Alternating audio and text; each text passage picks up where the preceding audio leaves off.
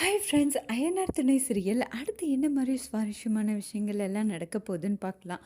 இப்போ ரொம்பவே சந்தோஷத்தில் இருக்காங்க நம்ம பாண்டி. இன்னைக்கு வானதியை இம்ப்ரெஸ் பண்ணிட்டு அவளுக்கு என்னென்ன பிடிக்குமோ எல்லாமே பண்ணணும்னு நினைக்கிறாங்க. இப்போ வானதி கடைக்கு வராங்க. வந்ததுடனே வானதி கிட்ட நம்ம வெளியே போகலாமான்றாங்க. என்ன, உன் அண்ணன் சோழன் என்னை எங்கேயாச்சும் வெளியே கூட்டு போக சொன்னாரா? இப்போ ஏன் அவனை இழுக்கிற? எனக்கு தான் உன் கூட வெளியே போகணுன்னு தோணுச்சு. எங்கே போகலாம் அப்படின்னு உடனே நம்ம வானதி கேட்குறாங்க.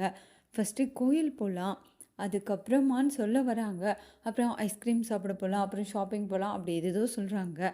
உன்னை பற்றி கேர் பண்ணுறதில்ல, உனக்காக பிளான் பண்ணுறதில்லன்னு சொன்னேன்ல, இன்னைக்கு உன்னை பற்றி எல்லாமே நான் தான் பிளான் பண்ணுவேன். உனக்கு என்னென்ன வேணும், என்னென்ன பண்ணணும், உன் மேலே அக்கறையாக கேர் எடுத்து எல்லாமே பண்ணுவேன். ஃபஸ்ட்டு கோயிலுக்குன்றாங்க. சரின்னு சொல்கிறாங்க. அதுக்கப்புறமா அவங்க கடையில் வேலை செய்கிறவங்க கிட்ட சொல்கிறாங்க, இன்றைக்கி ஃபுல்லாக வானதிக்கான டைம். நான் வானதி கூட வெளியே போகிறேன். எவ்வளோ இம்பார்ட்டன்ட் கால்ஸாக இருந்தாலும் நீயே பார்த்துக்கோ, எல்லா வேலையும் நீயே பார்த்துக்கோன்னு சொல்லி கிளம்பிடுறாங்க. அதுக்கப்புறம் 2 பேரும் கோயிலுக்கு போகிறாங்க. ரொம்ப சந்தோஷமாக சாமியெல்லாம் கும்பிட்டு நம்ம கல்யாணம் இப்படி நடக்கணும் அப்படி நடக்கணும்னு வானதி சொல்கிறாங்க. ஃபோட்டோ ஷூட்டெல்லாம் எடுக்கணும்னு சொல்கிறாங்க. ஆனால் பாண்டி எதுக்குமே வேண்டான்னு சொல்ல, நீ தான் இவ்வளோ ஆசைப்படுறல, பண்ணிடலாம் அப்படின்னு தான் சொல்கிறாங்க. நீ வேண்டான்னு சொல்லுவேன்னு நினச்சேன், உனக்கு பிடிக்கிற எதையும் நீ நான் வேண்டான்னு சொல்லவே மாட்டேன்னு பாண்டி சொல்கிறாங்க. ரொம்பவே சந்தோஷப்படுறாங்க வானதி. அதுக்கப்புறம் சினிமா போகலான்றாங்க. இப்போ 2 பேரும் ரொம்ப சந்தோஷமாக பைக்கில் போகிறாங்க, சினிமாவுக்கு போகிறாங்க, ஒரே ஹாப்பியாக என்ஜாய் பண்ணுறாங்க. அதுக்கப்புறமா நிலா வீட்டில் இருக்காங்க. சர்ப்ரைஸ் அப்படின்னு சொல்லிட்டு சோழன் ஒரு பேக் எடுத்துகிட்டு வராங்க. என்ன கிஃப்டா அப்படின்றாங்க. ஆமாம், ஆனால் உங்களுக்கு இல்லை, இந்த வீட்டுக்கு. ஓஹோ, வீட்டுக்கெல்லாம் பொருள் வாங்க ஆரம்பிச்சிட்டிங்களா நீங்கள் அப்படின்றாங்க. அதெல்லாம் ஆரம்பிச்சிட்டேங்க. நீங்கள் பாண்டிக்கிட்ட சொன்னீங்கல்ல, சாதம் வடிக்க முடியல குண்டாலன்ட்டு, அதனால தான் உங்களுக்காக குக்கர் அப்படின்னு காமிக்கிறாங்க. இது நல்லா இருக்குங்க. நானே கடையில் போயிட்டு நிறைய பிராண்டு செலக்ட் பண்ணி இதை வாங்கிட்டு வந்தேன். நீங்கள் பாண்டிக்கிட்ட சொன்னீங்கல்ல, ஓ இதெல்லாம் பாண்டி உங்ககிட்ட சொல்லுவாங்களா?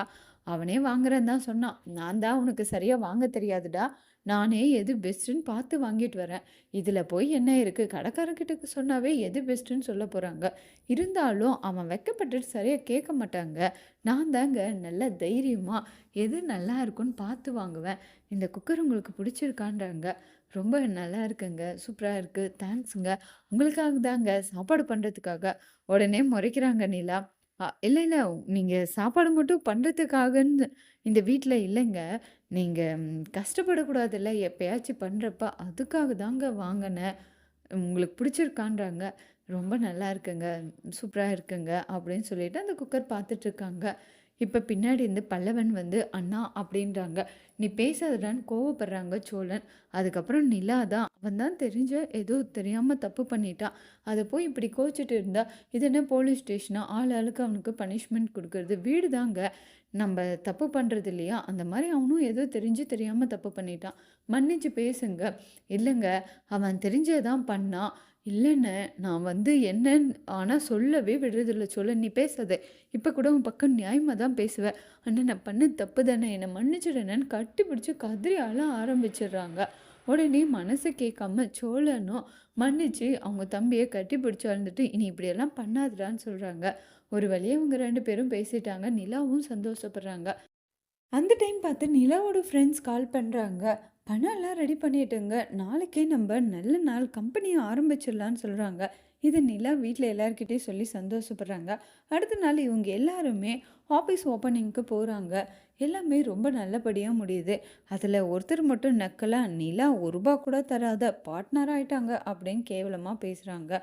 இதை கேட்டு சோழனுக்கு ரொம்ப கஷ்டமாக இருக்குது. அவங்க வேலை செய்கிற முதலாளி கிட்ட போயிட்டு 5,00,000 பணம் வேணும்னு கேட்குறாங்க. என்னடா 5,00,000 கேட்குற, அதெல்லாம் இல்லை போடான்னு சொல்லி நக்கலாக அனுப்பிச்சி விட்டுடுறாங்க.